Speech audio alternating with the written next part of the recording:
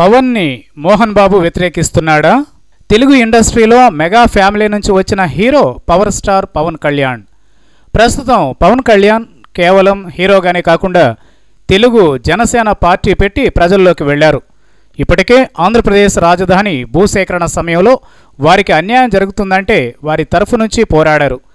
ఇక ఏపీకి ప్రత్యేక హోదా ఇస్తామని హామీ ఇచ్చిన కేంద్ర ప్రభుత్వంపై పోరాటం చేస్తున్నారు. తిరుపతి, కాకినాడ, అనంతపురంలో భారీ బహిరంగ సభలు నిర్వహించారు. మరోవైపు నేత కార్మికులకు అండగా నిలుస్తూ వారి కష్ట సుఖాల్లో పాల్పంచుకుంటున్నారు. ఇలా ప్రజా సమస్యలపై పోరాడుతున్న పవన్పై అధికార పక్షం, మిత్రపక్షమైన బీజేపీ నాయకులు రుసరుసలాడుతున్నారు. తాజాగా విలక్షణ నటుడు మంచు మోహన్ బాబు జనసేన అధ్యక్షుడు పవన్ కళ్యాణ్ని ఓ విషయంలో పూర్తిగా వ్యతిరేకిస్తున్నట్లు సమాచారం. ఇటీవల ఆంధ్రప్రదేశ్ ప్రభుత్వం ఉత్తరాది ఉన్నతాధికారిని తిరుమల తిరుపతి దేవస్థానం ఎగ్జిక్యూటివ్ ఆఫీసర్గా నియమించింది.